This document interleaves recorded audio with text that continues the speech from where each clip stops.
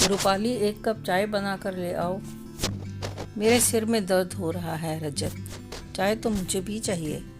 ठीक है, 2 कप बना कर ले आओ। रूपाली अपनी सासू माँ के कमरे में गई तो देखा वह वहाँ नहीं है।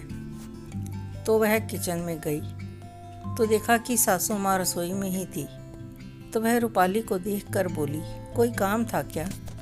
जी मम्मी जी, मेरे सिर में दर्द हो रहा है तो मैं चाय बनाने आई थी और आपसे चाय के लिए पूछने आपके कमरे में गई थी तो आप नहीं थी। तो मैंने सोचा कि आप किचन में होंगी, इसलिए मैं यहाँ चली आई। वैसे आप क्या कर रहे हैं? मैं भी चाय ही बना रही थी। तुम जाओ, मैं तुम्हारे लिए भी चाय बना देती हूँ। चाय रजत को भी चाहिए। ठीक है, तुम जाओ, मैं चाय बनाकर आवाज़ दे दूँगी। रूपाली अपनी सास से ज़्यादा बहस नहीं करते हुए वापस कमरे में चली गई और रजत ने पूछा, चाय कहाँ है? चाय मम्मी जी बना रही थी तो उन्होंने कहा कि तुम जाओ, मैं चाय बनाकर आवाज़ दे दूँगी। तो मैं चली आई। तभी विमला जी ने आवाज़ दी, बहू चाय ले जाओ। रूपाली जाने लगी तो रजत ने कहा, तुम बैठो, मैं लेकर आता हूँ। डाइनिंग टेबल पर 2 कप चाय पड़े थे, वह रजत ले गया और वे दोनों चाय की शक्ल देखकर एक दूसरे की शक्ल देखने लगे। तभी 2 कप चाय ट्रे में रखकर विमला जी कमरे में आई और बोली, यह लो चाय। तो वे दोनों ही विमला जी को देखने लगे और विमला जी हैरान होकर अपने बहू बेटे को देखने लगी और उसे समझ में नहीं आ रहा था कि वह उन्हें क्या कहे। तभी माँ माँ बोलते हुए रूपाली की ननद रेखा आई। माँ, चाय कहाँ है? मैं कब से इंतज़ार कर रही हूँ। आप यहाँ खड़े हो, लाओ चाय दो। चाय को देखते ही वह बोली, माँ ये क्या है और ये कैसी चाय है? लेकिन विमला जी को कुछ सूझ ही नहीं रहा था। दरअसल बात यह थी कि रूपाली की शादी रजत के साथ 6 महीने पहले ही हुई थी और अगले ही दिन उसे जो चाय मिली वह एकदम काली थी। दूध तो बस नाम को ही डाला गया था। रूपाली ने जैसे कैसे कड़वे घूंट की तरह चाय पी। फिर शाम को भी वैसी ही चाय पीनी पड़ी। 2-3 दिन तक पता नहीं कैसे पी, क्या करती, नई नवेली थी, कैसे कहती कि चाय उसके गले से नहीं उतर रही थी। फिर एक दिन हिम्मत करके सासू माँ से कहा, चाय में ज़रा सा दूध डाल दें। तो सासू माँ ने साफ साफ कहा, बहू अब इस घर में आई हो तो इस घर के हिसाब से चलना होगा। हमारे यहाँ ऐसे ही चाय बनती है, हम सभी ऐसी ही चाय पीते हैं और तुम भी ऐसी आदत डाल लो। लेकिन माँ जी, मुझसे कम दूध की चाय नहीं पी जाती। आप ज़्यादा नहीं, बस 1 चम्मच भर दूध और डाल दो। तुम ज़्यादा लाडली नहीं हो, मेरा पूरा परिवार ऐसे ही चाय पीता है तो तुम्हें भी यही पीनी पड़ेगी। दूध के भाव पता है ना। और वह चुपचाप चाय पीने लगी और कई दिन तक तो रूपाली चाय पीती ही नहीं थी। पर किसी ने उसे नहीं कहा कि अपनी इच्छा से चाय पी लो। फिर रूपाली को समझौता करना पड़ा। कभी कभी ज़्यादा मन करता था तो दिन में 1 बार पी लेती थी, तो कभी चाय बनाकर उसकी ननद उसके हाथ में पकड़ा देती तो उसे पीनी पड़ती, वरना नाराज़गी झेलनी पड़ती। रजत से कहती तो वह भी बोल देता था कि अब वह माँ से तो बहस नहीं कर सकता, जैसे भी है पी लिया करो।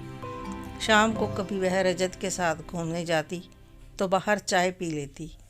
फिर कभी 2-4 दिन के लिए मायके जाती तो बस दिन में 4 या 5 बार चाय पीती थी और घर आकर कम से कम 5-6 दिन तक चाय पीती ही नहीं। वैसे किसी चीज़ की कोई भी कमी नहीं थी, लेकिन पता नहीं दूध के नाम पर विमला जी कंजूसी क्यों करती थी। कोई कुछ नहीं कहता। एक दिन घर पर कोई नहीं था तो रूपाली को चाय पीने का मन हुआ तो उसने अपनी मर्जी की चाय बनाई और पहले उसने घर का मेन गेट बंद किया, फिर अपने कमरे में आ गई। आराम से बैठकर चाय पी, लेकिन कप किचन में रखना भूल गई और किचन में जाकर खाना बनाने लगी।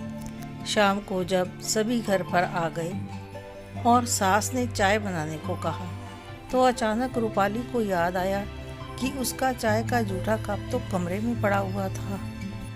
तो वह सबका ध्यान बटाकर अपने कमरे में गई और कप लेकर बाथरूम में गई और जल्दी से कप धोकर वहीं रखकर वापस किचन में आ गई। सभी को चाय दी लेकिन खुद नहीं पी, पर किसी ने कहा भी नहीं। लेकिन उसे अच्छा नहीं लग रहा था कि अपने ही घर में चोरी करके खाना पीना करना पड़े, तो दोबारा ऐसा ना करने की कसम खाई कि ऐसे चोरी से चाय पीने का क्या लाभ। अचानक विमला जी की अपने पति की आवाज़ से उनकी तंद्रा भंग हुई। विमला, यहाँ क्या खड़ी हो? तो विमला जी को रजत ने पूछा, क्या हुआ माँ, आज चाय कैसी बना दी? वह उठकर माँ के पास आया और उनका हाथ पकड़कर कमरे में ले गया। पीछे पीछे रेखा और विमला जी के पति भी आ गए और रजत ने माँ से कहा, लीजिए माँ, आपकी चाय ठंडी हो रही है और हमारी चाय हमें दे दीजिए। विमला जी के पति ने सारी चाय देखी तो सब समझ गए कि सन्नाटा कैसा है और बोले, विमला, यह सब क्या है? अपने लिए बनाई गई चाय बच्चों के हाथ में आ गई। कई बार कह चुका हूँ पर तुम सुनती ही नहीं हो कि दूध में कंजूसी मत किया करो और खुद के लिए और बेटी के लिए अलग चाय बना लेती हो। मैं चाय पीता नहीं हूँ, तुम दोनों माँ बेटी दूध में पत्ती डालकर पीती हो, और कौन रह जाता है? ऐसा भेदभाव ठीक नहीं है। माँ, आप ऐसे क्यों करती हैं? इस तरह हमसे छुपाकर दूध में पत्ती डालकर पीने का क्या मतलब है? क्या हम दोनों के लिए ही काली चाय रह गई है? आपको पता है कि चाय पीने के लिए रूपाली अपने मायके में 4-4 दिन रहने के लिए जाती है। कभी भी जब हम घूमने बाहर जाते हैं तो इसे खाने को कुछ पूछता हूँ तो ये सबसे पहले चाय मांगती है।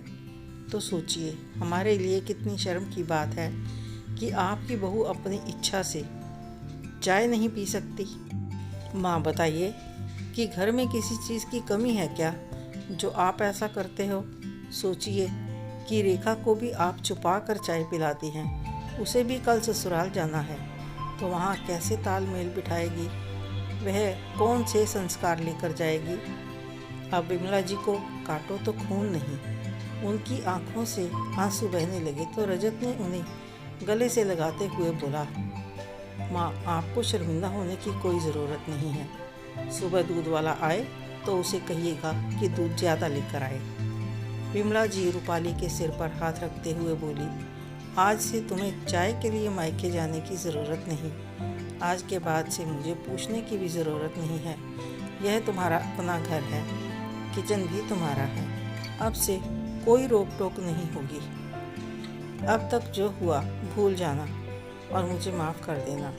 तभी विमला जी के पति ने कहा कि चलो भाई, चाय ठंडी हो रही है, सारी चाय मिक्स करके गर्म करो और एक साथ बैठकर पियो। सभी एक दूसरे को देखकर मुस्कुराने लगे। आपको यह कहानी कैसी लगी कमेंट करके ज़रूर बताएं। अच्छी लगी हो तो लाइक करें, शेयर करें, सब्सक्राइब ज़रूर करें। धन्यवाद।